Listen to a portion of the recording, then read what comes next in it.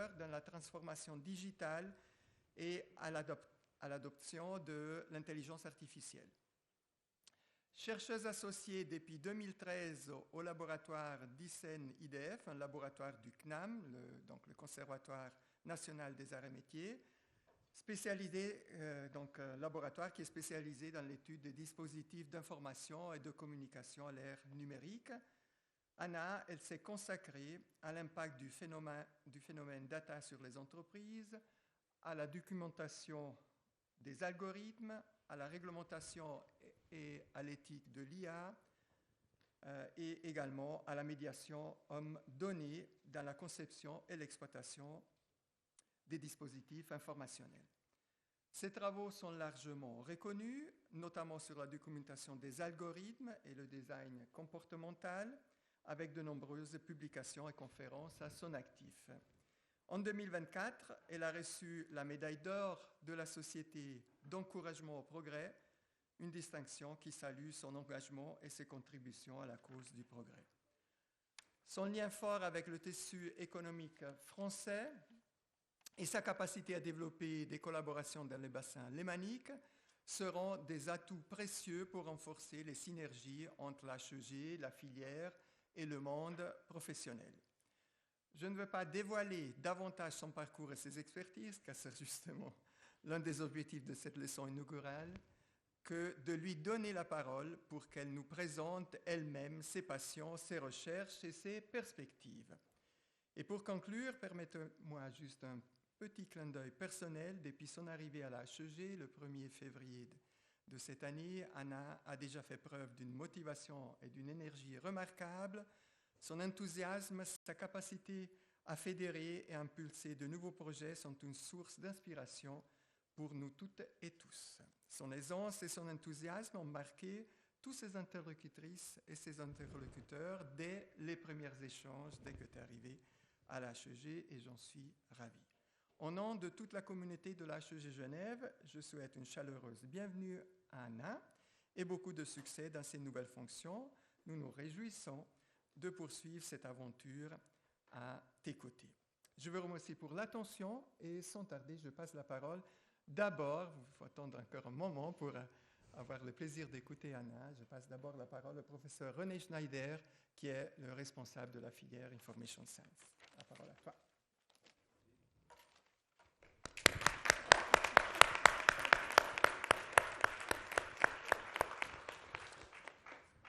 Merci Andrea. Qu'est-ce que je peux ajouter à ces mots? Donc, il va de soi qu'une filière a toujours pour mission de se dynamiser en permanence et par conséquent de s'internationaliser. Je pense que nous y sommes parvenus, comme l'a déjà souligné le directeur. Et comme vous pouvez déjà le constater à partir du très joli nom de famille, Nesvitevskaya, qui est très facile à prononcer. Cet engagement nous a permis de nous ouvrir à ce que j'appelle le Grand Est, mais le véritable Grand Est, pas celui de la France, parce que déjà le nom, on en a parlé, raconte déjà une très longue et large histoire. Le thème de la leçon inaugurale est proposé sous la forme d'une question simple et facile à comprendre. Peut-on encore décider à l'heure de l'IA? Cette question m'a rappelé une citation du philosophe allemand Schopenhauer qui disait au XIXe siècle « Les hommes ne sont que apparemment tirés vers l'avant, mais en réalité poussés par derrière. » Il faisait principalement les références à la croyance erronée de l'être humain qui pense être motivé par une intention consciente ou la raison, mais qui est en réalité poussé par une volonté inconsciente et instinctive. À l'heure actuelle, on en a discuté hier, il semble que cette volonté inconsciente soit remplacée par l'IA. Nous voyons donc déjà que cette question simple est de nature très explosive. Et j'attire particulièrement l'attention des plus jeunes entre nous, notamment nos étudiants, sur le fait qu'elle touche au fondement du monde tel que nous le connaissons. plus précisément au libre arbitre, qui est finalement le fondement de ce que nous appelons la démocratie libérale. Hier, j'ai brièvement discuté avec Anna de son discours et elle m'a confirmé que ses réflexions préliminaires allaient dans la bonne direction. Mais on verra, parce que maintenant, je suis très heureux de céder la parole à la personne la plus importante de notre événement, Dorogaya Anna, Scena Tvoja.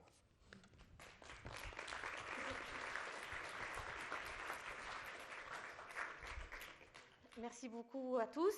Un grand merci pour ces 2 discours d'introduction qui me font honneur, tout comme l'accueil au sein de cette institution. Vous pouvez m'appeler Anna, c'est pas un souci, j'ai l'habitude. Et effectivement, je voudrais aborder avec vous cette question qui paraît simple, mais qui en réalité est explosive, comme l'a dit René. Et on va essayer de ne pas la rendre trop explosive pour voir les mythes, les réalités, essayer de mettre des mots sur les débats et repositionner les débats dans les différentes disciplines. Pour commencer, je voudrais reprendre très rapidement, parce qu'Andrea m'a dit qu'il fallait que je me présente, mais ensuite il m'a présenté. Donc moi, je refais tout mon cours en fonction de ça, et puis finalement, bon. Alors, très rapidement, donc j'ai effectivement un double parcours où j'ai commencé dans les sciences de gestion et j'ai fait pendant plusieurs années du conseil en stratégie, de l'analyse des données dans les organisations. Et donc, j'ai passé du temps à travailler sur cette matière première sans utiliser d'intelligence artificielle. Mais comme je viens d'un monde d'ingénieurs, d'un monde de scientifiques, justement, la recherche me manquait, donc je me suis lancée dans une thèse de doctorat en parallèle de mon travail, et ça portait sur le phénomène Big Data en entreprise. Voilà. Comme j'ai vu qu'à l'époque, tout le monde parlait du Big Data, mais en réalité, personne ne faisait de projets intéressants. Je me suis orientée vers une société qui avait déjà à son actif pas mal de projets en data science appliqués à la santé. J'ai intégré cette société et j'ai entamé une carrière de 10 ans à concevoir des projets d'intelligence artificielle, donc des solutions d'IA au sein de cette société. En parallèle, j'ai donc défendu ma thèse de doctorat en sciences de l'information et j'ai commencé à enseigner et à travailler sur des organismes de formation. Pour donner quelques détails sur le parcours, donc parmi les projets que j'ai pu soit voir, soit réaliser au sein de cette société, certains ont donné lieu à des publications de recherche qui ont été marquantes pour moi. Je voudrais en partager seulement 4 avec vous. Le tout premier, c'est un projet que j'ai découvert d'analyse de facteurs de risque dans les études cliniques et plus particulièrement dans les traitements en oncologie pour identifier des patients sur lesquels on peut utiliser certains traitements et des patients sur lesquels on ne peut pas les utiliser parce que ça les tue. Voilà. Et donc pour faire ces analyses-là, les équipes s'appuyaient sur des modèles d'intelligence artificielle que j'ai trouvés absolument uniques. C'est ce qui m'avait donné envie de rejoindre la société parce que j'ai vu le potentiel de l'application de ces technologies dans l'analyse de risque en assurance et l'analyse de la performance dans le monde des banques et des entreprises tout court. Donc mon objectif, c'était de transposer ce savoir-faire de la santé en dehors de la santé. Donc c'est ce que j'ai essayé de faire, notamment en transposant ces analyses de risque à l'étude de la fraude, à travers notamment un projet de recherche européen avec plusieurs acteurs privés et publics. Et on a conçu un outil de détection de fraude en analysant les comportements des clients en banque, en analysant les flux pour identifier des signes avant-coureurs d'un risque de fraude, afin de suspendre une opération bancaire avant qu'elle n'ait lieu, voilà, sans attendre qu'elle ait lieu pour ensuite aller investiguer la fraude une fois qu'elle est avérée. Le but, c'était de suspendre l'opération avant. Donc ça a plutôt très bien marché et je vous invite à l'article qui correspond à ce sujet, qui fait encore partie des sujets sur lesquels je continue à travailler une fois arrivée ici. J'ai également travaillé à peu près une dizaine d'années pour un acteur de l'assistance. C'est quoi l'assistance? Ce sont, vous savez, des plateaux avec souvent des femmes qui prennent des appels quand vous avez un accident de voiture ou quand vous avez un problème de santé. Donc ils décrochent le téléphone et se présentent au nom de votre assureur. Mais en réalité, ce sont des plateaux d'assistance et ces plateaux sont marqués par un enjeu qui est très important. Il faut qu'il y ait à la fois cette personne pour prendre des appels tout de suite, parce que quand vous avez un accident sur la route et vous avez un enfant mourant, il faut absolument que quelqu'un intervienne. Voilà. Et d'autre part, il ne faut pas non plus qu'il y ait trop de personnes, parce que s'il y en a trop, ça devient impayable pour vous, et donc vous ne pouvez plus bénéficier de ce service. Et donc, on a construit des modèles pour dimensionner les ressources humaines sur ces plateaux, en tenant compte des risques de sinistres, notamment sur les routes, en tenant compte de la météo, en tenant compte de beaucoup de facteurs. Et ces modèles sont aujourd'hui déployés, utilisés depuis des années, rodés, etc., etc. Voilà. Ça fait partie des sujets auxquels moi, personnellement, je tiens beaucoup. Et enfin, le dernier projet, un exemple de projet, donc là, il s'agissait c'est un projet que j'ai observé, que je n'ai pas réalisé, que mes équipes ont réalisé, mais moi, je l'ai observé. C'est la conception d'une solution de LLM pour analyser les nouvelles technologies, à travers, par exemple, l'analyse des brevets, et aller trouver des entreprises qui seraient intéressées par une intégration de ces nouvelles technologies dans leurs activités et leur valorisation. Donc une sorte de matching. Voilà. C'est un sujet particulièrement intéressant parce qu'on faisait face ici à l'usage des résultats de LLM avec tous les enjeux que cela posait du point de vue de la confiance dans les résultats générés par l'intelligence artificielle. Donc je reviendrai sur ce sujet un petit peu plus tard à travers un ensemble d'illustrations. Ce qui était intéressant pour moi, c'était effectivement réaliser ces projets. Ça faisait un terrain qui était unique. Voilà. Mais je me suis très vite rendu compte qu'au-delà des aspects purement techniques, c'est-à-dire coder les algorithmes, chose que faisaient les data scientists avec lesquels je travaillais, il y avait un enjeu très important de médiation. La médiation, c'est quoi? C'est la capacité à faire converger deux mondes qui se parlent peu, parfois de façon assez violente. Le monde de la donnée et le monde de la décision. Par décision, j'entends la personne qui va utiliser la solution ou celui qui donne des ordres, la société, l'entreprise. Et par data, le monde des données, j'entends évidemment la donnée en soi, mais aussi l'algorithme, les data scientists qui sont capables de traiter cette matière première, qui parlent un jargon, un langage que seuls eux comprennent. Les deux mondes se parlent peu. Et donc, il a fallu mettre en place un dispositif de médiation que j'appelle la médiation humain-donnée, et qui m'a permis de mettre le doigt, et notamment en faisant mes travaux en rédigeant ma thèse tout simplement, sur des facteurs qui font que cette médiation est efficace pour avoir des projets qui marchent. C'est travailler sur la maturité des personnes impliquées dans ces projets, faire en sorte qu'ils aient le même vocabulaire, pour qu'ils se comprennent mutuellement. Ça paraît bête, mais c'est indispensable. On a procédé notamment à une spécialisation des équipes de data scientists dans des secteurs activités pour donner des spécialistes de l'IA appliquée en banque ou des spécialistes de l'IA appliquée en santé. Voilà. C'était indispensable pour faire autre chose que des prototypes qu'on met dans un fichier sur un ordinateur. Voilà. Pour que ce soit vraiment utilisable. Il y a le choix des modèles, tout simplement, parce qu'on a tendance parfois à prendre un modèle, à dire qu'est-ce que je peux faire avec.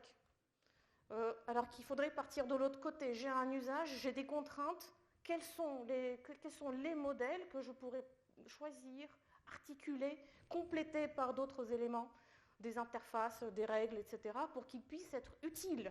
Voilà. Il y a la documentation des modèles pour les rendre transparents, auditables, le fait de donner du sens, notamment à travers les interfaces, et enfin, les spécificités du pilotage de projets data, qui sont des projets souvent très complexes, avec ces compétences multiples qu'il faut faire converger sur des résultats qui sont considérés comme utiles par tous. Voilà. Donc, une fois dit ça, je me suis effectivement, comme l'a dit Andrea tout à l'heure, je me suis concentrée sur le sujet de documentation des algorithmes, jusqu'à montrer comment on peut rendre certains algorithmes, et notamment des algorithmes de fraude, auditables. Et c'était avant même que le règlement de l'IA soit voté en Europe. Et puis progressivement, la data science montait en maturité et les projets qu'on développait commençaient à donner lieu à des solutions utilisées sur le terrain. Et l'usage même de ces solutions est apparu comme étant également un terrain absolument incontournable d'analyse, de recherche. C'est-à-dire qu'il ne suffit pas de concevoir la solution, il faut voir comment elle fonctionne dans le temps.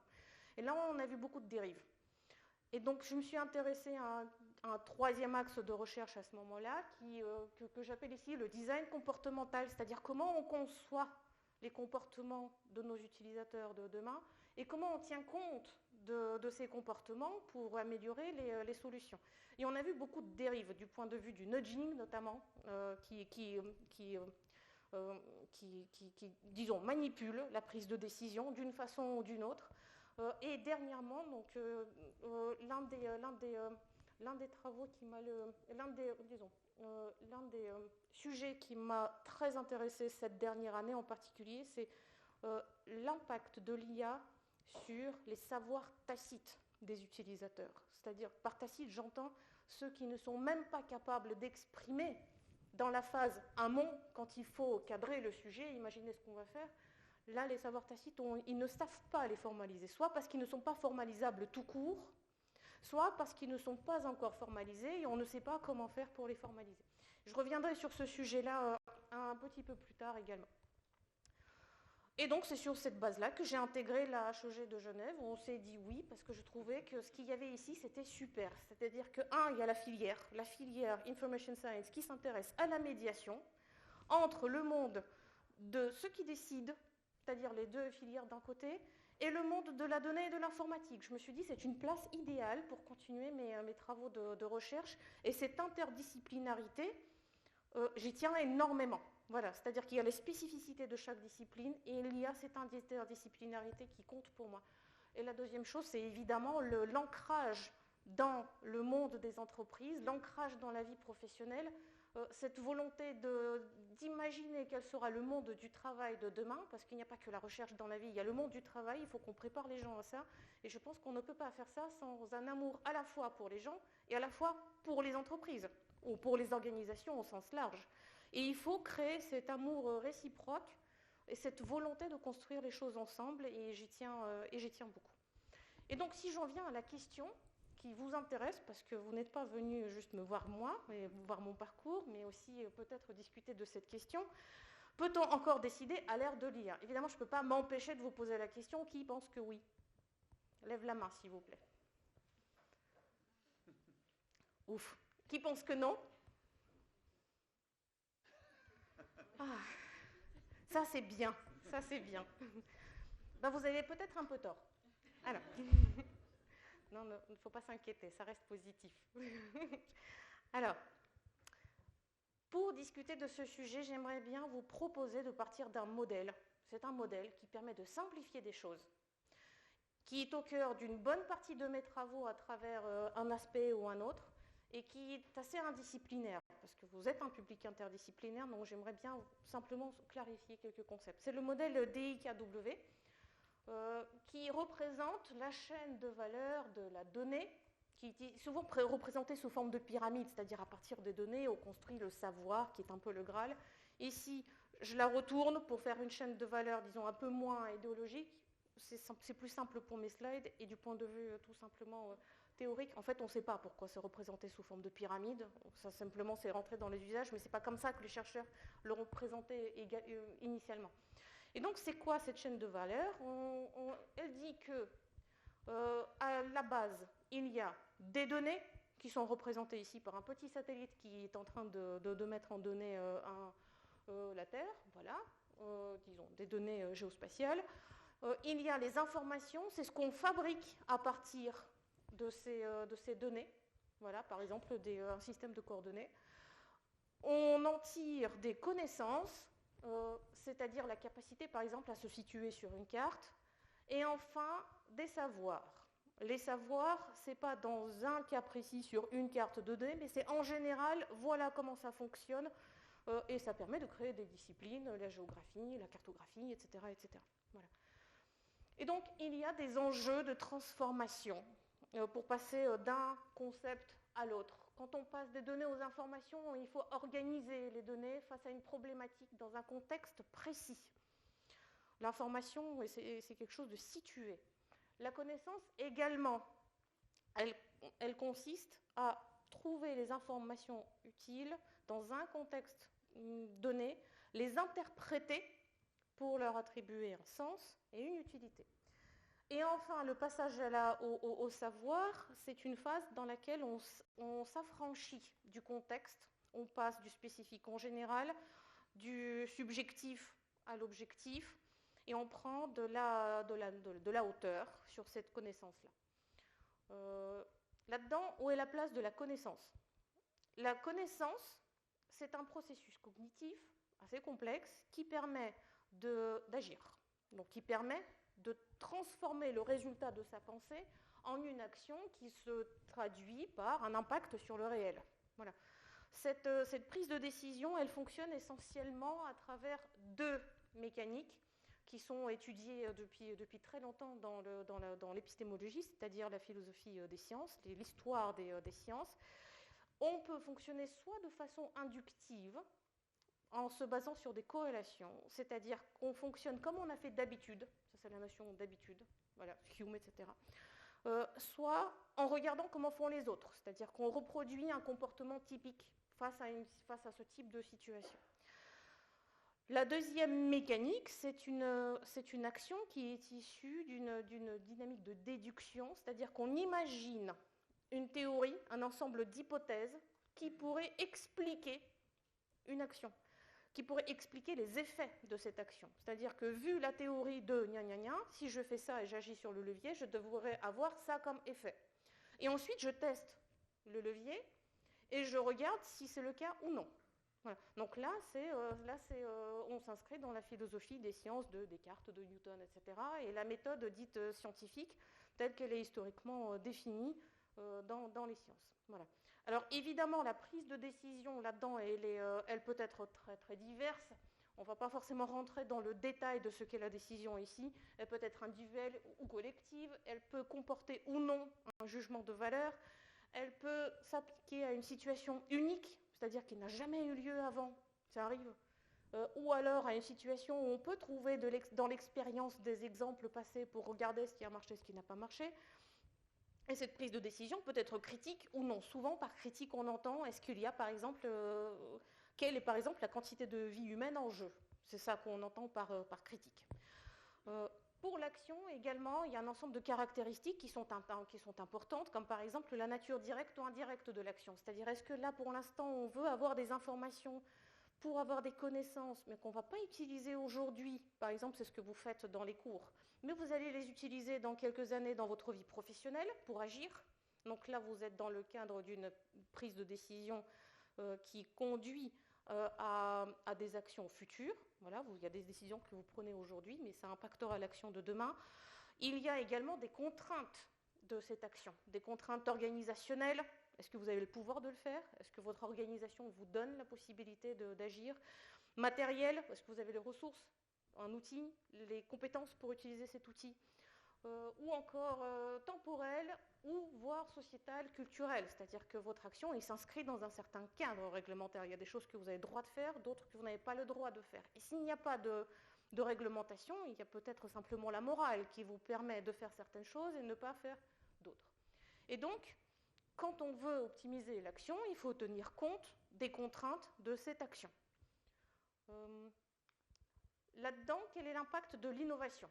Alors, je ne vais pas vous retracer, malheureusement, je n'ai pas le temps, l'histoire de l'évolution des différentes technologies ou l'histoire des approches analytiques.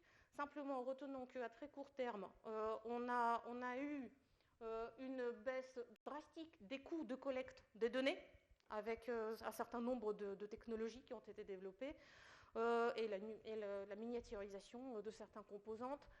On a une multiplication de sources d'informations, notamment avec l'IoT, la capacité à traiter divers formats de données, ou encore la possibilité de croiser des données qui historiquement sont silotées dans les entreprises, surtout, ou encore à réutiliser les données. Ce qui fait que nous faisons face à ce qu'on appelle communément la surcharge informationnelle, bien qu'il faut faire attention, parce que ce terme il vient des bibliothèques d'il y a déjà un petit bout de temps, parce que historiquement, c'est le travail des bibliothécaires que de créer des métadonnées pour pouvoir stocker, traiter les informations, les valoriser, etc. Donc même le terme, il date un peu. Mais en ce moment, on en parle beaucoup. Voilà. Il y a eu également beaucoup de progrès du point de vue de l'algorithmie, puisque les algorithmes avant étaient souvent réservés aux laboratoires des mathématiques ou à certaines sociétés. Aujourd'hui, ils deviennent disponibles pour le commun des mortels dans des bibliothèques d'algorithmes. et sont accessibles et sont diversifiés. On peut les mobiliser dans le cadre d'une problématique donnée dans une organisation, voire même aujourd'hui pour soi. Du point de vue des connaissances, il y a beaucoup de progrès qui ont été faits sur la transformation d'informations en connaissances, notamment à travers l'interactivité, par exemple avec des data visualisations plus avancées, ou le prompting récemment en ce qui concerne l'intelligence artificielle dite générative, avec laquelle donc, vous pouvez interagir sous la forme de texte dans un langage, dans notre langage à nous. On n'a plus besoin de maîtriser le langage des requêtes. Donc ça ouvre de nouvelles possibilités. Là-dedans, où s'inscrit dans notre chaîne de valeur, où s'inscrit l'algorithme? L'algorithme, ici, on le définit de la façon la plus simple qu'on puisse trouver. C'est une suite finie et non ambiguë d'opérations, d'instructions, réalisées à partir d'un ensemble de données pour produire un résultat, et ce résultat doit répondre à une problématique, c'est-à-dire être utile pour un certain type d'action. Voilà. C'est une définition qui est assez commune, qui ne devrait pas forcément, disons, séparer les gens sur la définition. Elle montre que dans cette définition-là, c'est un outil qui permet de prédire, de catégoriser, de choisir, etc. Et qui ne couvre pas qu'une petite partie de notre chaîne de valeur. Il vient s'inscrire au sein de la chaîne en couvrant à la fois les données, les informations et les connaissances. Voilà. Dans certains cas, on peut pousser ces algorithmes jusqu'à une automatisation de l'action. Et dans ce cas-là, ça couvre également l'action elle-même. Voilà, c'est-à-dire que l'algorithme seul, sans intervention humaine, peut conduire à une modification de notre monde réel. Voilà. Je continue. Excusez-moi. Ah oui, donc, là, vous ne l'avez pas vu, il y a une super animation. Il y a un petit 1 qui s'est ajouté dans notre... Voilà, dans notre compteur, parce qu'effectivement, à partir du moment où les algorithmes, et en particulier les algorithmes d'intelligence artificielle, s'inscrivent au cœur de cette chaîne de valeur de la donnée, logiquement, ils nous permettent de faire face à la surcharge informationnelle pour mieux sélectionner l'information qui compte, et donc améliorer nos connaissances, et donc améliorer la prise de décision. A priori, tout va très bien. Quand on regarde ce que l'IA peut faire, l'IA c'est quoi? L'IA c'est également la capacité des machines à reproduire un raisonnement ou une méthode d'apprentissage humaine. Et donc on peut également automatiser cet apprentissage, ce qui fait qu'on peut choisir de coder des algorithmes d'intelligence artificielle avec du réapprentissage automatique. Qu'est-ce que ça veut dire? Ça veut dire que le modèle, une fois qu'il a appris sur un set de données, on peut injecter de nouvelles données au fur et à mesure qu'elles arrivent. Ou alors, on peut injecter dans le modèle les actions liées à l'interaction avec ces modèles, parce qu'il y a un être humain qui dit ça c'était bien, ça c'était pas bien, vas-y continue, et l'intelligence artificielle fait de mieux en mieux. Et cette capacité de réapprentissage automatique est extrêmement utile dans certains cas. Ici, je voudrais l'illustrer simplement par le sujet sur la fraude. Les fraudeurs ont tendance à changer de comportement très vite et à être extrêmement imaginatifs. Et donc, ça se traduit par des données dans la banque, par exemple, qui bougent dans le temps. Ce ne sont pas les mêmes types de comportements qu'on voit dans les données. Ça change les flux, ça change les caractéristiques des clients, parmi lesquels il y a des clients fraudeurs. Ça change les caractéristiques des salariés et leur comportement également pour de la fraude interne. Et ce qui est très important, c'est de suspendre l'opération bancaire avant qu'elle n'ait lieu. Donc parfois, on n'a pas le temps d'analyser la situation. On a d'abord besoin de suspendre de façon automatique et ensuite essayer de comprendre et voir si on confirme ou non que c'était bien une fraude. Dans ce cas-là, ces capacités d'automatiser la prise de décision et de réinjecter de nouveaux savoirs et des données réelles au fur et à mesure qu'on avance avec de nouveaux comportements de fraude, c'est extrêmement utile et important. Et c'est ainsi que je vous propose d'ajouter un petit 2 dans notre compteur, mais à une petite condition, c'est qu'ici, il ne faut pas que le sens soit exigé. Donc ça permet d'optimiser l'action, tant que le but c'est d'agir et pas de comprendre pourquoi on agit comme ci ou comme ça. Si on continue encore un petit peu, là-dedans, il faut faire ça bien. Il y a des algorithmes qui sont bien construits et des algorithmes qui sont mal construits. Ça arrive, ça ne remet pas en cause l'idée même de l'utilité de l'IA. Simplement, il faut bien construire ces algorithmes. Pour savoir comment on les construit bien, je vous propose de vous référer aux travaux passés sur, par exemple, la médiation entre humains et données, avec les différents leviers qui étaient décrits tout à l'heure et qui permettent de construire de super algorithmes. Ça fait partie des sujets sur lesquels il faut qu'on continue à avancer. Voilà. Ça ne remet pas en cause en soi l'existence des algorithmes et leur utilité pour la prise de décision. Simplement, on retient 2 si complémentaires pour que ça fonctionne bien. Ça fonctionne bien si on est impliqué dans le projet, c'est-à-dire on sait comment un algorithme était conçu, et donc on sait comment il fonctionne. Là, on est capable de dire oui, je lui fais confiance pour accélérer la prise de décision. Et 2, il faut que ce soit documenté, parce que tout le monde ne peut pas participer au projet, d'autres le voient de l'extérieur, et donc il faut qu'il puisse y avoir une documentation à la bonne maille, à la bonne granularité, avec un bon niveau de détail pour que les gens puissent comprendre comment ça fonctionne et faire confiance. Voilà. S'il n'y a pas ces éléments-là, il est difficile de parler de confiance dans la prise de décision, en particulier quand il s'agit d'algorithmes avec une automatisation de la prise de décision et ou d'algorithmes qui font du réapprentissage automatique. Est-ce que jusqu'ici vous me suivez? Bon, parce que là ça va devenir technique. Non, ne vous inquiétez pas. Au contraire, on va simplifier, on va redescendre le petit algorithme pour le mettre à l'intérieur de la chaîne, pour simplifier légèrement. Voilà. Hop. Et je voudrais vous parler de la première limite conceptuelle de ce modèle. La première limite, c'est en fait, est-ce que la donnée, c'est vraiment un point de départ? Parce qu'on nous le présente comme ça, toujours. Le savoir, en fait, ça vient de la donnée. Mais si on remonte d'un cran, la donnée elle-même, elle vient du réel, et ce serait dommage de ne pas rajouter le réel dans ce schéma. Ça, c'est quelque chose qui m'a été suggéré dans une conversation par une doctorante dans le monde des RH que j'ai eu la chance d'encadrer, et effectivement, je trouvais ça très pertinent. Pourquoi c'est pertinent? Parce que le passage du réel à la donnée, ce qu'on peut appeler la mise en donnée du monde, c'est un processus de simplification. On appelle ça ce processus de réduction de la réalité à un ensemble de données qui sont en fait des observations, et ici brutes. Brut par brut, j'entends pas encore transformées en information. Voilà.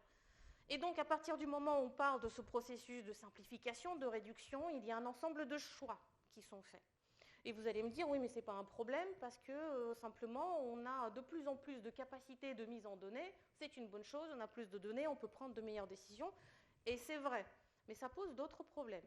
Ça pose notamment la question de où se situe le réel et comment on définit son périmètre. Alors, la première chose, et ça c'est une petite animation extraordinaire aussi, les actions elles-mêmes agissent sur le monde, donc notre bateau n'a rien à faire sur le côté, on va l'intégrer dans le réel. Voilà. Donc ici, on va regarder comment on interagit avec le réel, et les actions se traduisent par des changements, des caractéristiques, des observations, etc. Et en particulier, ce qui nous intéresse aussi beaucoup, c'est les actions humaines se traduisent sous forme de comportement, c'est-à-dire pas de ce qu'on pense, les émotions qu'on a, mais ce qu'on peut capturé sous forme d'observation. C'est ça qu'on appelle le comportement. Voilà. Donc ici, c'est important d'avoir en tête que les actions se traduisent par des comportements qui eux-mêmes font partie du réel. Donc si on reprend notre schéma, on reprend simplement nos petites boucles de réapprentissage, etc. On a le même avec les actions du côté du réel. Et donc, du point de vue du périmètre du réel, beaucoup de questions se posent, et on peut les aborder sous un angle philosophique. Ce sera un plaisir de poursuivre ces discussions-là avec René. Je voudrais simplement poser quatre questions sur les frontières. La première, c'est quelle est la frontière entre le réel, qu'on peut appeler physique, et le réel numérique? Ça, c'est une question qui se pose depuis très longtemps déjà. Et j'ai envie de dire, pour simplifier, considérons l'algorithme comme un élément qui aujourd'hui fait partie du réel. Donc cet univers jaune de notre algorithme, il s'étale pour également aller du côté du réel. La deuxième chose, donc là-dedans, la question qui se pose, c'est en tant que nouvel objet du réel, il faut l'appréhender.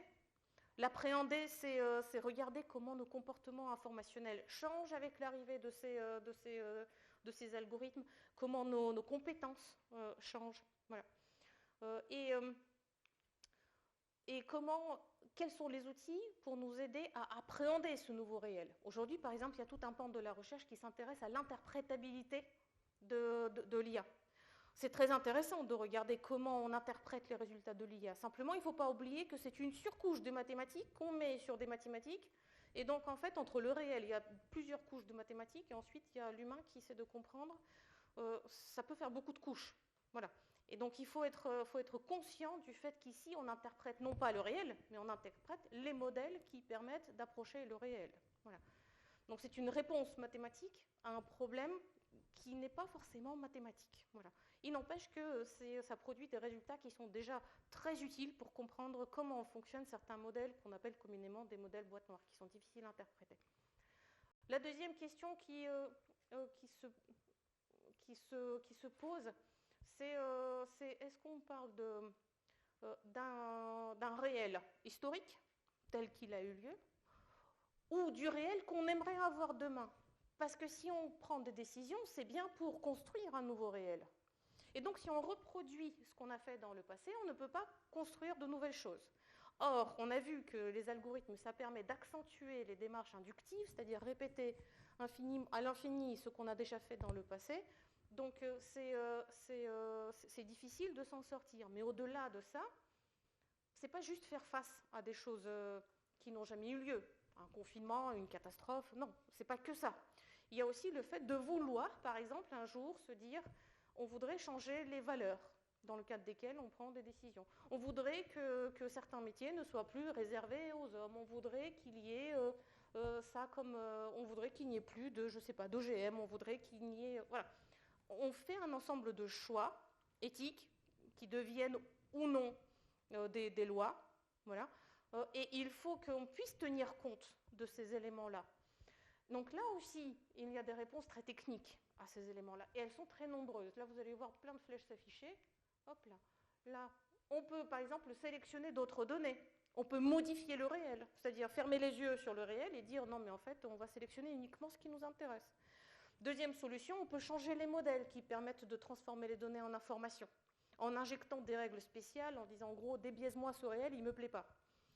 On peut également injecter à la sortie des modèles des filtres, par exemple sous la forme de tel homme politique, une intelligence artificielle, vous interagissez avec elle, vous dites c'est quoi fais-moi l'éloge de tel homme politique. Elle vous dira non, parce que vu que je suis politiquement neutre pour cet homme-là, je ne ferai pas d'éloge. Et puis pour un autre, elle vous fera l'éloge. Et là, la question qui se pose, elle est importante. Comment on fait confiance à l'ensemble de ces éléments techniques qui ponctuent la chaîne de transformation des données en connaissances? Qui injecte ces règles? Qui a la main dessus? Voilà. Le poids des acteurs privés joue énormément sur ça en ce moment même. Voilà. Et donc, il y a tout un enjeu de transparence et de capacité également de nous, qui ne sont pas forcément dans ces structures-là, on n'est pas tous des data scientists, mais simplement de notre capacité à exprimer ce qu'on veut. Et ça, ce n'est pas une question technique. Voilà. Savoir juste dire, moi je préfère ci ou je préfère ça, à l'échelle d'une classe, d'une entreprise, etc., c'est parfois très très difficile, d'une société évidemment. Et donc, là, on a toujours un petit oui, mais je rajouterai un si. On peut décider avec l'IA si on est capable de nous aligner sur les valeurs qu'on a envie de voir dans ces outils. Voilà. Et enfin, pas le dernier, encore un autre point, la frontière du réel du point de vue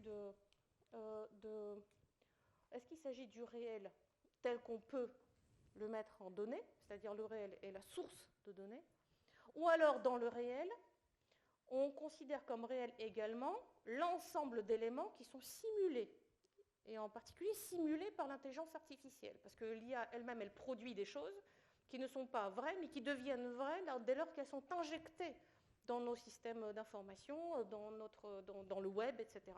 Et ça pose également un très grand nombre de problèmes, parce qu'ici, effectivement, il y a des informations d'IA qui sont injectées directement dans le réel, et aujourd'hui, on entend énormément parler des deepfakes, de désinformation, etc., parce que ce nouveau réel, il peut manipuler nos choix, nos prises de décision. Ça peut être utilisé à notre encontre. Il y a déjà des scandales qui étaient soulevés à ce niveau-là. Et globalement, nous faisons partie, dans nos démocraties, de ces sociétés qu'on peut appeler des sociétés de confiance. Donc le fait de faire face à cette superposition du monde réel et du monde simulé fait qu'on peut perdre confiance. Et donc la question, c'est comment on va, nous, interagir avec ce double réel dans les années qui suivent. Alors, on peut le voir aussi sous un autre angle qui, moi, m'intéresse de façon très, très concrète. Aujourd'hui, l'IA est utilisée aussi, par exemple, pour créer des fakes par les fraudeurs. Ça rejoint mon sujet sur les banques. Et en ce moment, je suis en train de lancer de nouveaux projets de recherche qui s'intéressent à la détection de faux réalisés par des fraudeurs, voilà, notamment pour leurrer une expertise sur le web, etc. Voilà. Donc, il y a ce combat entre intelligence artificielle qui est déjà existant dans le monde de l'investigation de la fraude, puisque les deux camps utilisent l'intelligence artificielle. Voilà, donc il faut s'armer les uns contre les autres. Enfin, il faut s'armer contre les fraudeurs surtout. Voilà. Et le dernier point, c'est est-ce que le réel qu'on observe est un réel qui a été modelé par les décisions humaines, ou bien c'est un réel qui est modelé par des intelligences artificielles qui agissent de façon automatisée. Ça, c'est encore une autre question qui se pose. Et comme ça, a priori, on aurait envie de dire, bah oui, parce qu'on a pris la décision d'automatiser certaines décisions. Un pilote automatique, ça sert à ça, en fait. Ça sert à faire moins d'erreurs qu'un être humain. Donc, on a décidé de l'automatiser. On l'a décidé, on y tient, pas de problème. Ça, je suis d'accord. Sauf qu'en ce moment, il y a des chercheurs qui sont en train de travailler sur un autre type d'intelligence artificielle. Ce sont des intelligences artificielles dont l'objectif est de reformuler les objectifs auxquels les IA doivent répondre. Donc, c'est-à-dire être capable d'identifier des gaps entre le réel et les connaissances et de proposer de nouvelles questions. Et ensuite, d'automatiser le développement de la réponse. Imaginons que ce type de programme, vous les associez avec la prise de décision automatisée, qui existe déjà. Il suffit de combiner les deux programmes. Là, vous avez ce qu'on appelle une IA qui, souvent on appelle ça une IA générale, voilà, qui commence à prendre des décisions toute seule. Voilà. Et là, j'ai envie de dire, c'est la première fois que là, je vous propose de mettre un petit nom. Parce qu'une fois qu'on est là-dedans, c'est terminé, on ne peut plus décider. Voilà. Bon, ici, il faut rajouter un petit ici aussi, ça marche bien si on préserve un certain sens critique et qu'on a à la fois la vision sur toute la chaîne et à la fois une vision sur nous-mêmes, ce qu'on est capable de faire et ce qu'on choisit de faire. Voilà. La deuxième limite conceptuelle de ce modèle qu'on regarde, on est toujours sur la même slide. Hein. Voilà. La deuxième limite conceptuelle, c'est qu'en fait, ici, il manque quelque chose, il manque l'être humain. Comme si on vivait dans un monde aride où il n'y avait que des données, etc. Et cette question, elle se pose aussi beaucoup, parce que certains vous diront, mais en fait, on n'a juste pas besoin de l'humain, tout court. Et c'est important de voir leurs arguments. Les arguments, c'est, les êtres humains ont quand même des performances qui commencent à devenir moindres par rapport à des intelligences artificielles, en général, voilà. Et on développe tellement l'IA qu'au bout d'un moment, oui, forcément, elle dépasse en capacité. C'est son but, en fait, c'est de faire mieux que nous. Deuxième argument, c'est qu'en fait, pourquoi on irait s'embêter à aller chercher des liens de cause à effet, donc aller chercher des savoirs, si en fait, on a juste besoin d'agir. On a juste besoin d'avoir quelque chose d'utile. Pourquoi on positionne le savoir comme étant le Graal de cette pyramide ? On a juste besoin d'agir. Et donc il y a des discours qui sont très forts, qui s'élèvent dans ce sens-là, notamment à partir des interventions de Jim Gray, qui est quelqu'un une sorte de gourou qui était chez Microsoft, et qui a été repris par la presse, par des journalistes, etc., pour dire que c'est la fin de la théorie. On n'a plus besoin de théories scientifiques qui décrivent les liens de cause à effet. On a juste besoin de savoir ce qui marche et ce qui ne marche pas. Voilà. Et là, les scientifiques, dès les années 90, on commence à dire, oh là là, on se calme, parce que quand même, nous, on est les scientifiques, on veut générer des connaissances. Et parmi les scientifiques, il y en a qui ont dit, non, on n'est pas sûr. Par exemple, dans le monde de la médecine, on n'a pas besoin de savoir pourquoi un traitement marche ou ne marche pas.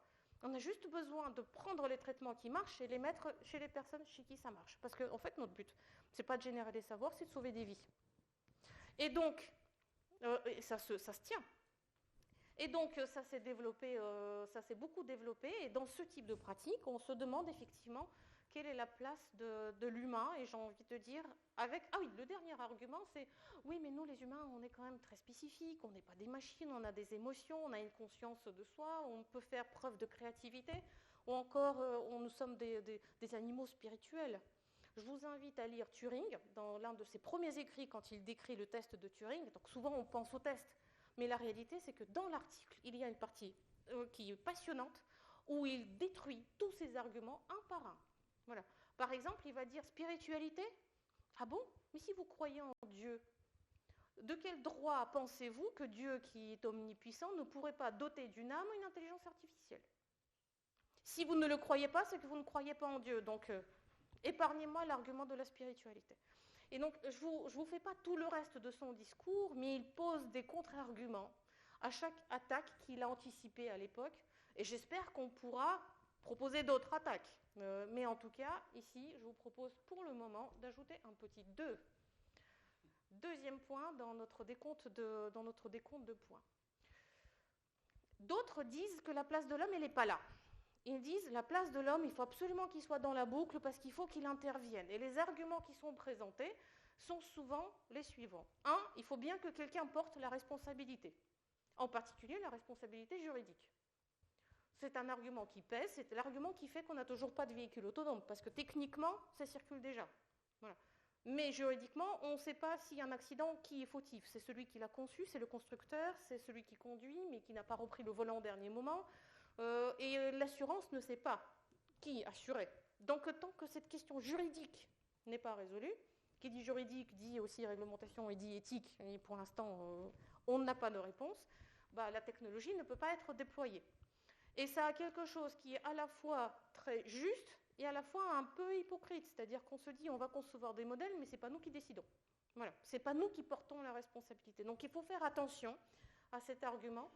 Le deuxième argument, c'est non, mais il faut bien que l'humain regarde le résultat de l'IA et dise s'il est d'accord ou s'il n'est pas d'accord. Qu'il émette un jugement. Je ne suis pas d'accord ou je suis d'accord.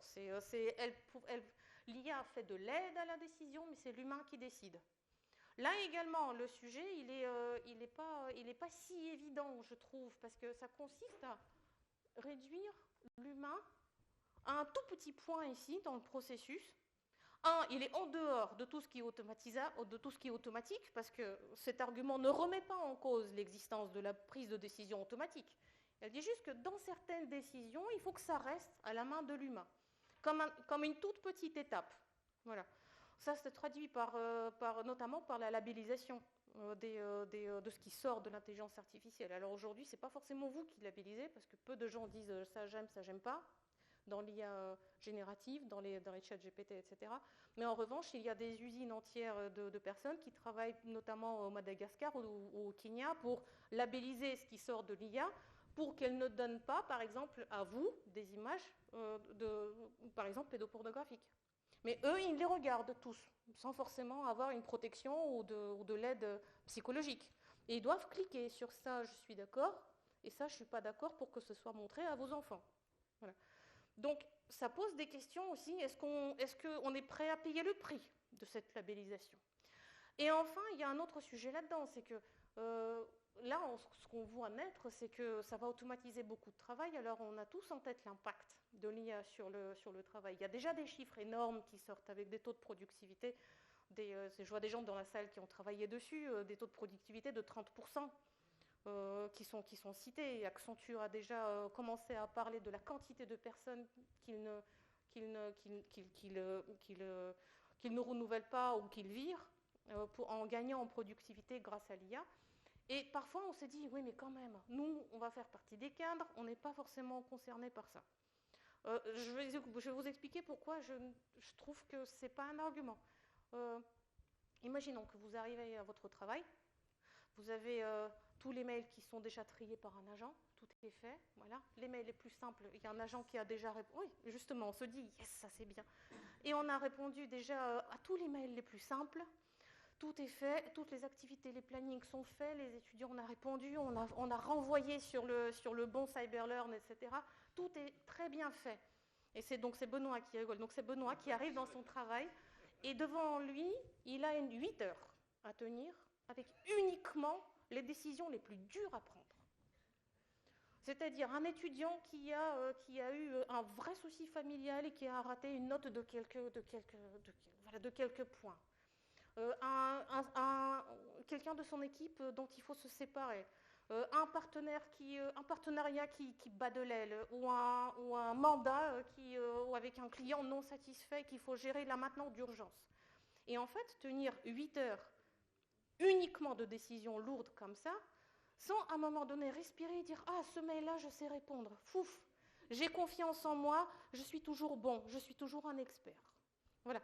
Non, en fait, je pense qu'on ne peut pas tenir 8 heures comme ça. Donc même pour les métiers qui sont au plus haut niveau d'expertise, la question c'est est-ce qu'on est prêt à porter cette responsabilité qui sera sur nos épaules? Quel sera le poids de cette responsabilité? Et à qui on va le transmettre après? C'est-à-dire, si on transmet tout à une IA, derrière, il n'y a pas un assistant qui va venir et qui demain fera peut-être de la recherche sur d'autres sujets, parce qu'en fait, on aura tout transmis à un ChatGPT. Bon. Mais là, j'ai envie de dire, on ne va pas rajouter tout de suite des points négatifs ou positifs, parce que ce sont encore des questions qui sont en suspens. Voilà, là-dedans. Ce sont des risques. Simplement, je voudrais rajouter un petit OK. Ça se tient à ce qu'on a fait jusqu'à présent, mais c'est un OK rouge. C'est OK, on peut prendre la décision si on est prêt à payer le prix, et notamment le prix de ces différents risques. Et puis j'en arrive à la troisième limite conceptuelle de ce modèle, c'est la définition au plus large de ce qu'est le savoir. Et là, j'ai envie de dire, ça peut nous aider à respirer un petit peu, parce que le savoir, c'est pas juste. Pourquoi c'est la pointe de la pyramide? C'est pas juste pour que derrière, il y ait une action au-dessus. C'est pas l'action, c'est pas la performance qui est au-dessus du savoir. Le savoir, il est quand même au-dessus parce qu'il a une autre finalité. C'est pas la finalité fonctionnelle, c'est la finalité qu'on appelle souvent la finalité générative. C'est-à-dire que le savoir, il permet de prendre du recul sur ce qu'on sait, sur ce qu'on fait, sur qui on est, essayer de faire mieux. Voilà. Et donc, concrètement, dans notre chaîne de valeur, c'est la finalité générative du savoir qui fait qu'on décide de mettre le réel en données sous forme de telle ou telle donnée, de choisir telle et telle donnée pour les injecter dans un algorithme, de développer de nouveaux modèles, de développer de nouvelles interfaces et de rendre cet ensemble un peu plus digeste. Jusqu'à nouvel ordre, c'est quand même l'humain qui essaye d'aller dans ce sens-là. Et donc, si on considère que la place du savoir, c'est cette finalité générative, on a très envie de dessiner un petit être humain, là-bas, au-dessus du bateau, au-dessus du monde, qui en fait, lui, fait partie du réel. Voilà, il fait partie du réel, il détient ce savoir génératif, et jusqu'à nouvel ordre, il est quand même capable d'intervenir dans la prise de décision contextualisée, individuelle, etc. Donc on lui laisse une petite place aussi là-dedans. Le jaune, ça reste pour l'instant l'algorithme. Par ce savoir qu'on dessine ici, on n'entend donc pas seulement le savoir qui est généré à partir des données, mais également tout ce qui vient en dehors des données. Chose que la pyramide DIKW ne permet pas de représenter. Ça vient d'où? Ça vient des hypothèses et des théories. Ça, je l'ai cité tout à l'heure. Ça vient du besoin informationnel pour l'action et pour le sens. Ça, c'est assez connu dans les sciences de l'information, c'est-à-dire que ce n'est pas parce que ça vient des données et que ça nous pousse, comme disait René tout à l'heure, c'est parce qu'on sait que là, on n'a pas compris quelque chose. Ou là, il vous manque une information pour agir, et vous vous mettez en marche pour aller chercher l'information. Donc il y a l'initiative, la dynamique d'initiative humaine qui disparaît dans cette pyramide d'idées IKW. Là, le fait de remettre l'homme un peu au-dessus et de redéfinir le savoir comme étant la conscience de ce gap de savoir permet de redonner l'initiative à l'être humain parce qu'il est confronté au réel, et c'est là qu'il mesure le gap entre ce qu'il a dans sa tête et le réel qu'il n'a pas encore compris. Le fait de remettre l'homme face au réel permet également de formaliser ce qu'est le savoir tacite. Le savoir tacite, c'est quelque chose qui, par définition, ne peut pas venir des données, parce qu'il n'est pas formalisé. Voilà, la donnée, c'est une formalisation. Le savoir tacite, c'est ce que l'on obtient quand on est confronté au réel, quand on expérimente le réel, sans passer par l'intermédiaire d'une IA. Là, ici, dans notre exemple concret. Et donc, ce savoir tacite, il faut continuer à la développer. Je vais revenir dessus juste après pour montrer ce que donnent mes premiers travaux de recherche sur ça. Et le dernier point que je voulais dire ici, c'est que cette perception, c'est que ce savoir avec finalité générative, il permet aussi autre chose, il permet également à l'homme de se définir lui-même dans le monde qui l'entoure.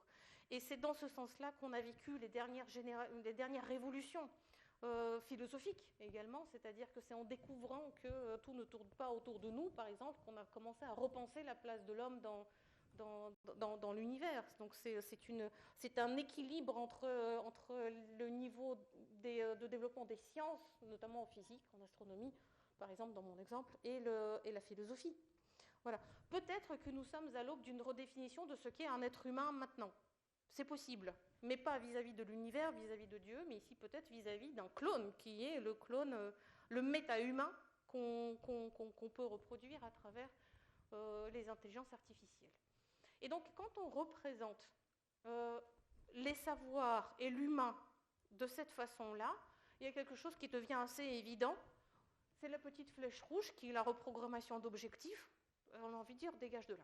Parce que là, en fait, tu es dans mon espace. Tu es dans ce qui me définit en tant qu'être humain. C'est ma capacité à définir vers quoi je veux aller et ce que je vais définir comme progrès, c'est-à-dire orienté sur un ensemble de valeurs que je considère comme bonnes, et pas comme simplement de l'innovation, c'est-à-dire faire autrement. Et peut-être mieux, plus vite, de façon plus performante, mais autrement. Voilà. Et donc, ici, on peut peut-être simplement nuancer notre nom là-bas.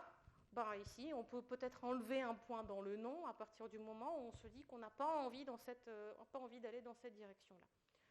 Imagine qu'on le fait, donc il y a pas mal de personnes qui travaillent aussi sur ça. Il y a des sujets qui s'appellent Human on the Loop. Voilà, le loop, c'est cette boucle d'optimisation algorithmique, et il y a des chercheurs qui travaillent sur la meilleure façon d'intégrer l'humain au-dessus pour contrôler cela dans la phase de conception, dans la phase de maintenance, à travers des dispositifs de gouvernance, sur des sujets de sûreté, de sécurité et de choix éthiques, y compris lorsqu'ils sont mouvants et quand on veut anticiper, par exemple, le fait que aujourd'hui on vote à gauche et puis demain on vote à droite. Voilà. Donc il faut changer les algorithmes aussi, peut-être en fonction de ces choix qu'on fera collectivement avec les moyens politiques qu'on a aujourd'hui. Et donc la question qui se pose ici, qui est assez intéressante, c'est est-ce qu'on peut utiliser l'IA pour optimiser ça, au lieu d'optimiser l'action. Et donc c'est ça qui m'a beaucoup intéressée au cours des dernières années, parce que j'ai pris du recul sur les projets, les différents projets qu'on a réalisés avec les équipes, et en fait la réponse est oui. La réponse est oui, parce que l'IA peut faciliter la génération de savoir, pas seulement par l'approche inductive, mais aussi en pointant les causes les plus plausibles et en inspirant, c'est de l'inspiration, en inspirant une démarche de conception de nouvelles théories, de nouvelles hypothèses. Ça fonctionne simplement, par exemple, on peut comprendre les nouveaux comportements des fraudeurs. On peut comprendre pour quelles raisons tel médicament fonctionne ou non. Simplement, le problème, c'est qu'en fait, souvent, on n'investit pas sur cette partie-là. On se dit, non, mais en fait, on s'en fiche de savoir pourquoi ça fonctionne. On veut que ça marche. Voilà. Pareil pour d'autres sujets. Donc, au fur et à mesure, on n'exploite pas assez, finalement, les capacités de l'IA pour aller dans ce sens-là. Et on peut également utiliser l'IA pour capturer les savoirs individuels et collectifs, y compris lorsqu'ils sont tacites. C'est-à-dire qu'aujourd'hui, quand on voit la quantité de personnes qui s'intéressent à la cuisine, parce que vous avez de super images de cuisiniers qui montrent pas juste les recettes, c'est pas juste un algorithme de recettes. Non, il y a le geste, c'est beau, et ça donne envie, ça inspire. Voilà. C'est une façon de transmettre autre chose que ce que vous pouvez lire dans un livre de recettes. C'est beaucoup plus inspirant, et en fait, on peut l'utiliser. Voilà. Alors, les questions qui se posent, c'est OK, est-ce qu'on veut transmettre ces savoirs? À qui? À son entreprise? À soi-même? On peut peut-être avoir son propre double et puis lui transmettre, mais juste à lui, mais pas à quelqu'un d'autre, d'externe, etc. Les entreprises disent non, mais moi je veux parce que c'est chez moi, mes salariés, je veux capturer leur savoir. Quel est l'impact sur les métiers de demain, les corporations de métiers? Il y a beaucoup de questions sociales qui se posent derrière ça. Et ça fait partie des questions sur lesquelles je travaille depuis quelques temps. Voilà. Et enfin, le dernier point ici, c'est que du point de vue théorique, on sait qu'aujourd'hui, l'IA générative facilite la recherche proactive et instinctive d'informations. Et ça, c'est quelque chose qu'on ne peut pas négliger. C'est-à-dire qu'avant, il fallait se former pour être capable d'écrire des requêtes. Il fallait avoir des données dans une très bonne qualité pour qu'elles soient requêtables. Là, aujourd'hui, on peut se détendre un peu et utiliser cette interactivité pour aller générer de nouveaux savoirs. Et il est tout à fait possible de mieux exploiter ça, à condition qu'on soit capable d'appréhender la notion de confiance dans les résultats que la machine nous projette. Et là-dedans, par exemple, moi, ce qui m'intéresse, c'est ici, sur l'image, c'est Bates. C'est le modèle de cueillette des baies. C'est la recherche d'informations qui date d'il y a 30 ans déjà, et qui explique qu'en fait, l'information, c'est pas juste je la requête, elle est présente, je la requête. C'est une recherche qui représente un petit cheminement, comme quand on cueille des baies. Voilà. On prend des informations au fur et à mesure et on construit ces questions en fonction de ce qu'on trouve. Voilà. Là, on peut accélérer ça drastiquement, c'est une vraie opportunité.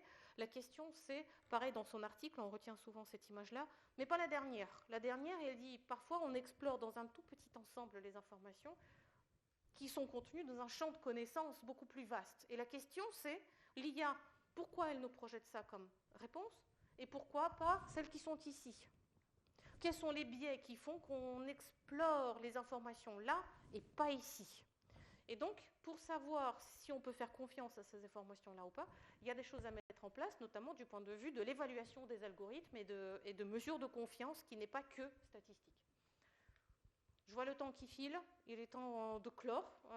Voilà. Donc, ici, jusqu'à présent, donc on a vu que là, on arrive au score de 3 à 2, parce qu'avec le dernier argument, comme on peut utiliser l'IA pour générer des savoirs et générer du sens, ça permet de mettre un troisième point, mais avec une petite nuance. Oui, on peut encore décider avec l'intelligence artificielle. Pourquoi oui? Parce que s'inscrit au cœur de la chaîne de valeur et qu'on peut mieux agir et en plus générer des savoirs.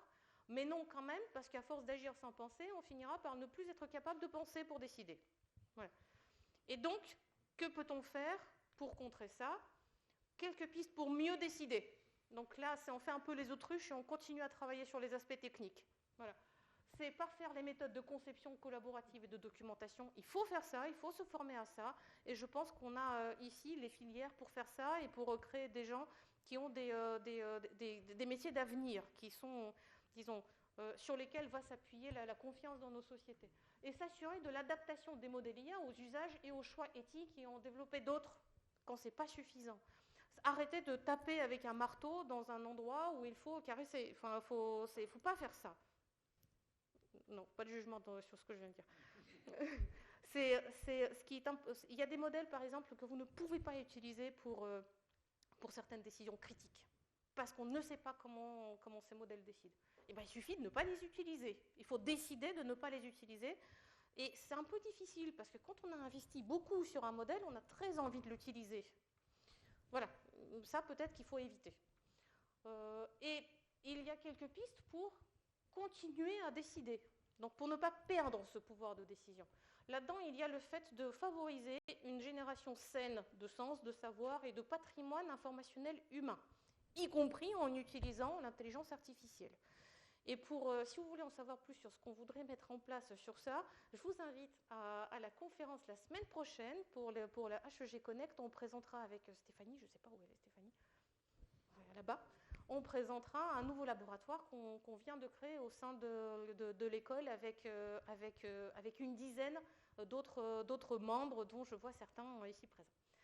La deuxième chose, c'est exiger la transparence de la production, de l'évaluation et des usages des modèles d'intelligence artificielle. Ça passe par la réglementation qui peut être faite de façon locale ou même par les consommateurs, comme aujourd'hui, vous regardez sur l'étiquette et vous dites c'est avec des OGM, je ne prends pas. C'est pas bio, je ne prends pas. Mais ce sont vos choix. Voilà. Et le dernier point, moi il me paraît évident, mais ce n'est pas forcément évident pour tous, c'est interdire des projets d'IA général capables de reformuler ces objectifs et les recoder. Parce que ici, l'incertitude pour moi est trop grande pour qu'on puisse aller dans cette direction. Voilà, donc de ça découle un ensemble de perspectives de recherche dans lesquelles je me lance et que je ne vais pas vous détailler ici, mais je partagerai avec grand plaisir ces différents sujets. Disons qu'il y a 4 dimensions. La dimension très technique, c'est comment on fait mieux. La dimension individuelle, je m'y intéresse de plus en plus, c'est comment un individu interagit avec l'IA, à l'échelle vraiment d'un individu. Et notamment comment ça change sa décision avec des jeux de biais, etc. Voire du point de vue des intentions. C'est pas pareil que de prendre une décision importante pour la société quand votre objet qui intermédiaire, c'est un bulletin de vote, un microphone ou un pistolet ou un drone. C'est pas du tout la même chose. Voilà. La décision dépend du point de vue de l'intention. Voilà. Donc ce ne sont pas des outils neutres, ce sont des outils qui changent l'intention de celui qui prend la décision. Troisième dimension, la dimension institutionnelle. Ça, c'est ma dimension historique, c'est-à-dire comment les entreprises, les organisations utilisent ça pour l'intégrer dans leur stratégie, dans la prise de décision stratégique.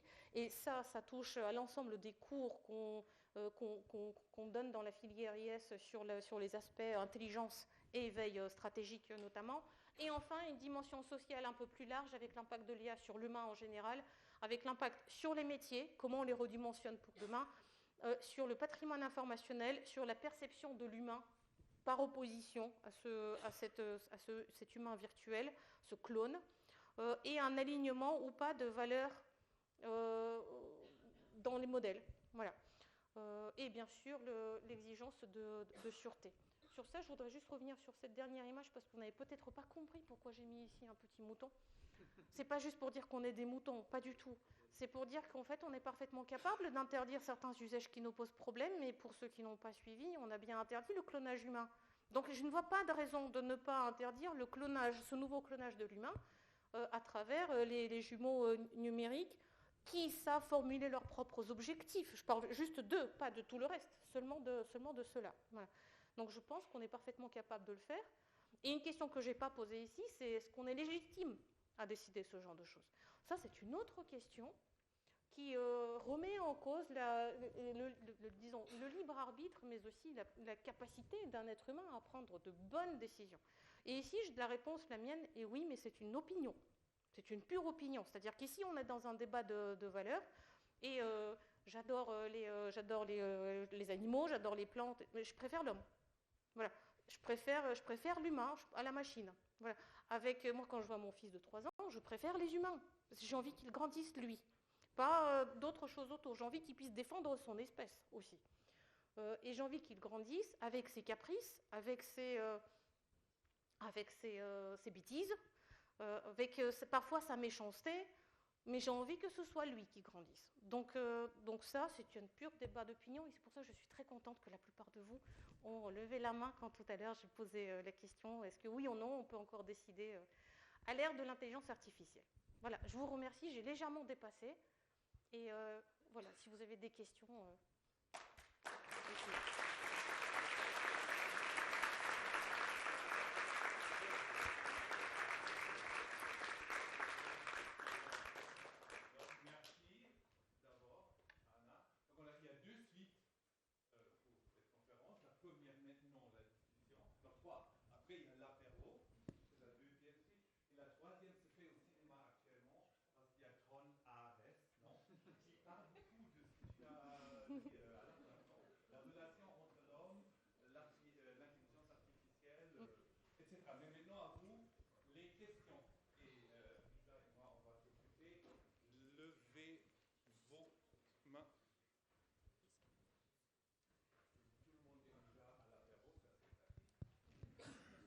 Question?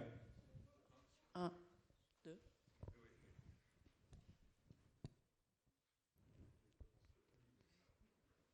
Oh non. Alors 2 ou 3. 3 questions minimum, parce que sinon... Oui, Anna, merci pour ce merveilleux exposé extrêmement clair sur des notions qui sont très très peu abordées pour l'instant et qui synthétisent bien tout ça.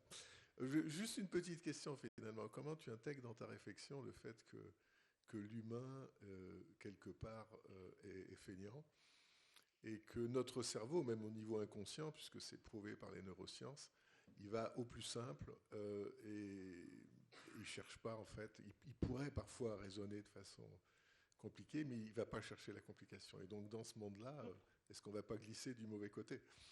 Oui, alors merci beaucoup pour ta question. Elle est très importante parce qu'elle conditionne une grande partie de l'adoption des usages de l'IA, parce que par confort, on accepte des choses. Voilà. Il y en a d'autres qui sont militants. Je crois même que dans la filière IS, il y a pas mal de militants au bachelor qui, par exemple, qui ne vont pas s'inscrire sur les réseaux sociaux, qui ne vont pas utiliser l'IA par conviction. Voilà. Donc il y en a, et je trouve que c'est bien parce que ça permet de garder aussi un contact avec le réel. Ça leur coûte. Ça leur coûte. Il y a de plus en plus de services auxquels on ne peut même pas accéder si on ne passe pas par ces outils-là. Et ça demande un effort. Voilà. Simplement, j'ai envie de dire, cette question, elle est éternelle. L'être humain a toujours été feignant. Et il progresse depuis des milliers d'années. Il progresse, et ça ne l'empêche pas de faire des choix et de décider quand même, notamment à l'échelle collective, pour savoir jusqu'où il est prêt à aller dans sa paresse. La paresse, je trouve que c'est un extraordinaire moteur du progrès, mais à condition, une fois de plus, qu'on parle de progrès, c'est-à-dire orienté sur ce qu'on veut avoir, et pas juste d'innovation pour toujours faire simplement plus vite. Voilà. Donc c'est pour ça qu'il y a une certaine... Comment dire ? Je pense qu'on parle trop d'innovation et pas assez de progrès. Et le fait de parler de paresse peut aller de pair, sans problème, si on parle de progrès. Si, est-ce qu'il y a d'autres questions? Là, il y a une. Je vais y aller.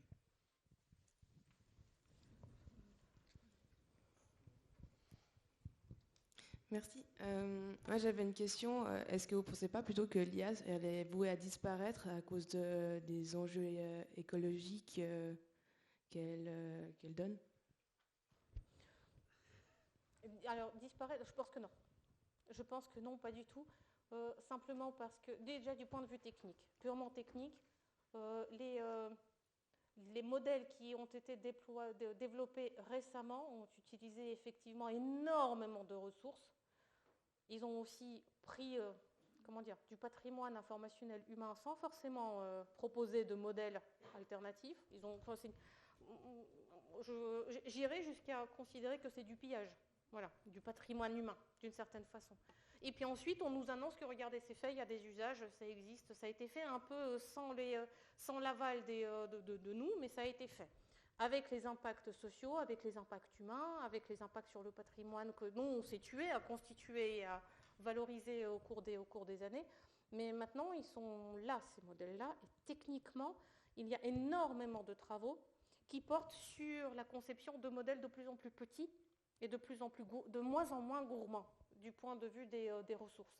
Donc je pense que maintenant que c'est fait, et aller dans cette direction-là qui est une bonne direction, qui permet de moins gaspiller de ressources, c'est une bonne chose. Voilà. Donc ça c'est lié à l'apprentissage des modèles, et il y a aussi l'usage.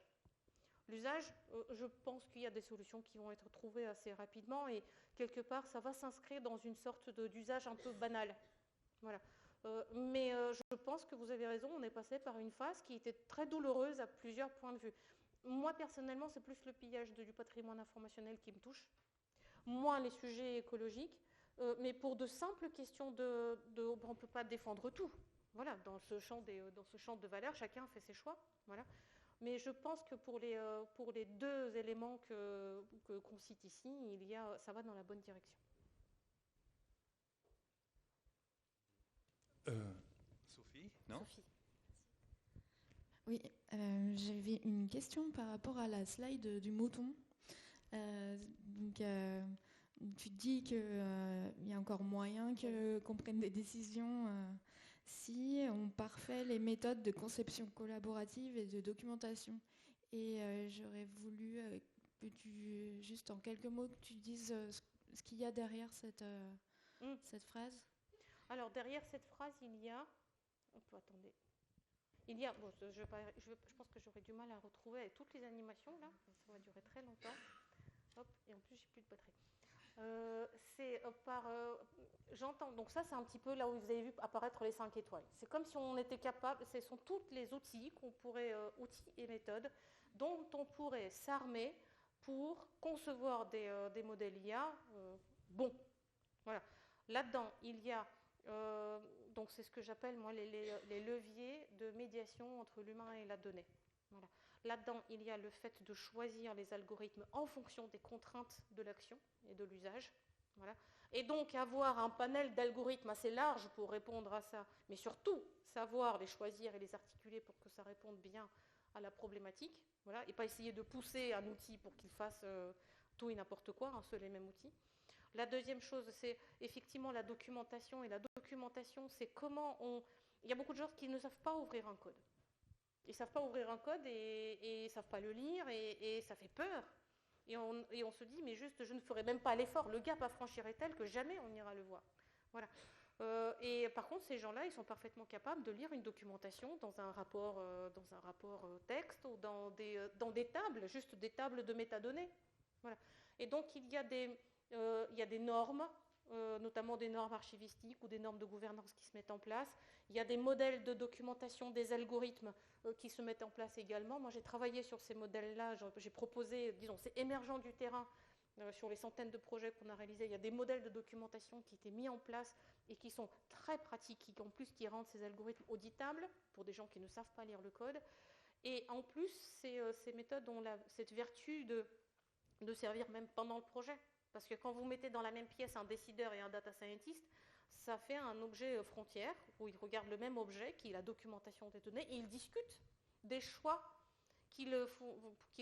des choix à faire pour concevoir un modèle qui serve les intérêts des décideurs et qui soit faisable du point de vue de la data science. Voilà. Pour qu'ils puissent discuter avec ce type d'objet, il faut mettre en place des systèmes de pilotage de projet qui font qu'ils ont des instances de décision adaptées, pour qu'ils puissent se parler, pour que le dialogue soit facilité, pour qu'ils aient des éléments de compréhension, de sens, de pédagogie.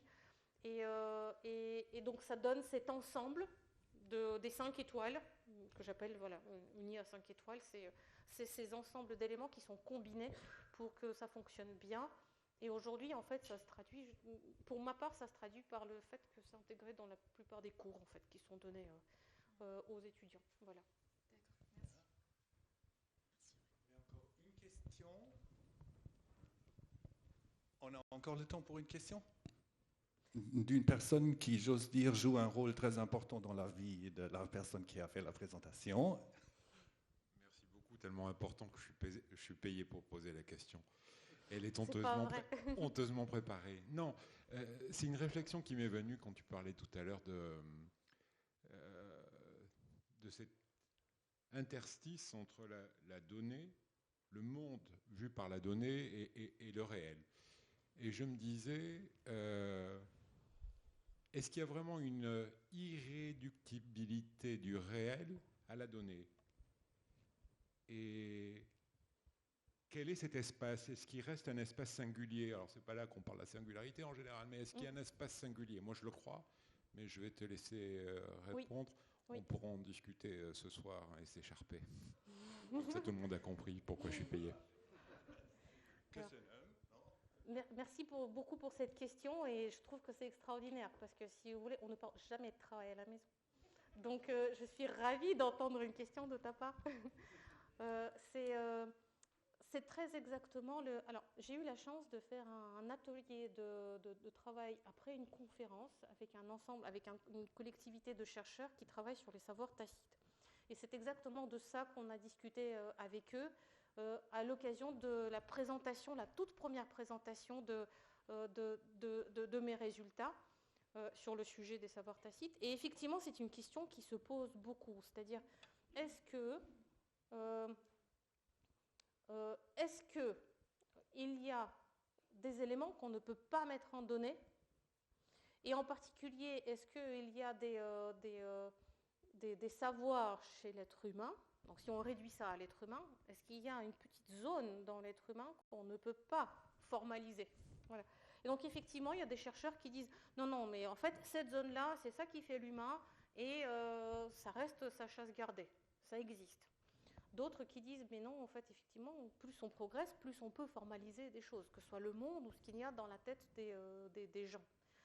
Et j'ai envie de dire, les premiers travaux que je mène, parce que j'ai essayé quand même j'ai essayé de travailler sur le dialogue qu'on a eu avec ces groupes de chercheurs pour le traduire sous forme d'un modèle conceptuel interdisciplinaire pour définir ce que le savoir tacite. C'est un article qui est en cours de publication, il n'est pas encore publié, il va être publié normalement dans 1 mois ou 2. Voilà. Et en fait, on tend là-dedans vers l'idée que cet espace rétrécit de plus en plus, et je n'ai pas trouvé d'idée du point de vue théorique qui permettrait de dire que demain, on ne pourrait pas tout mettre en données. C'est-à-dire qu'il y a toujours des contre-arguments, quelque part, notamment chez Turing, c'est pour ça que je l'ai cité aussi tout à l'heure, qui disent non, a priori, on peut tout mettre en données. Pour l'instant, est-ce qu'on y est? Non. C'est sûr que non. Mais en théorie, il n'y a pas de raison. Okay. Très bien, merci beaucoup à tout le monde. Merci Anna pour cette présentation formidable. Merci. Oui. Anna.